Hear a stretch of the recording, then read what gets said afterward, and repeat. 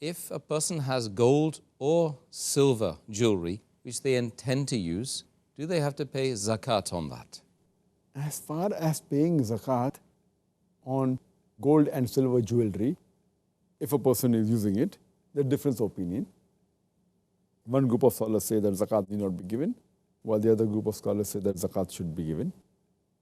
According to the scholars like Imam Malik, Imam Shafi, and Imam Ahmad ibn Hanbal, may Allah have mercy on them, all of them say that zakat need not be given on gold and silver jewelry if it is being used. Based on the hadith of Al-Bayhaqi, where Jabir ibn Abdullah, may Allah be pleased with him, when he was asked that is zakat liable on gold and silver jewelry if it is being used, he said that zakat is not liable even if it's 1,000 dinar. 1,000 dinar worth of gold, then zakat is not liable. It's mentioned in hadith of Bayhaqi that Asma bint Abi Bakr, the daughter of Hazrat Abu Bakr, may Allah be pleased with him, she used to put jewelry on her children, on her daughters, and the jewelry was more than 50,000 dinar of gold. But yet she never used to pay zakat. And another hadith which is mentioned in Muwatta al-Malik, that Hazrat Aisha, may Allah be pleased with her, the wife of the Prophet, she used to take care of her nieces who wore gold jewelry, but she never paid zakat on that. So based on this hadith, all the hadiths say, based on these three hadiths and other some hadith, that these scholars say that zakat need not be given. But the other group of scholars, like Abu Hanifa, Ibn Hazm, may Allah have mercy on them, these group of scholars, they say that zakat should be given on gold jewelry even if it's worn. And they give various verses of the Quran and the hadith.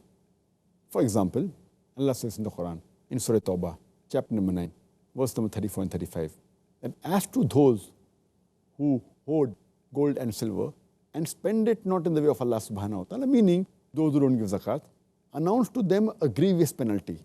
And that wealth will be heated in the fire of hell.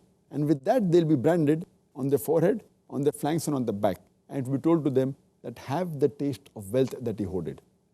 So here it says that anyone does not give zakat on gold and silver, hoard it and don't give zakat, you will be banned with fire. So based on this verse of the Quran, they say irrespective whether using it or not, you have to pay zakat. And the hadith of Muhammad sallallahu alaihi wasallam in Sahih Muslim, volume number 2, in the book of zakat, hadith number 2161, that all those who hoard gold and silver and spend it on the way of Allah subhanahu wa ta'ala, a plate of fire would be made on the day. And they would be heated in the hellfire, and with them they would be branded on the flanks, on the forehead and on the backs. And then he recited the verse of the Quran of Surah Al-Imran chapter 3 verse 180, that those who do not spend in the way of Allah subhanahu wa ta'ala.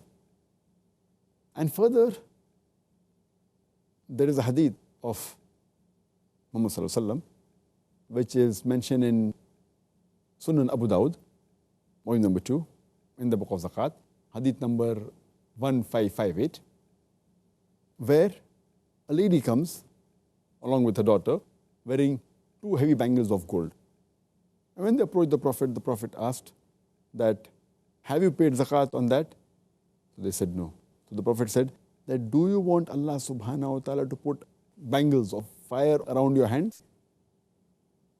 So immediately that lady, she removes the bangles and gives it to the Prophet and says, I give it in the way of Allah and His Rasul.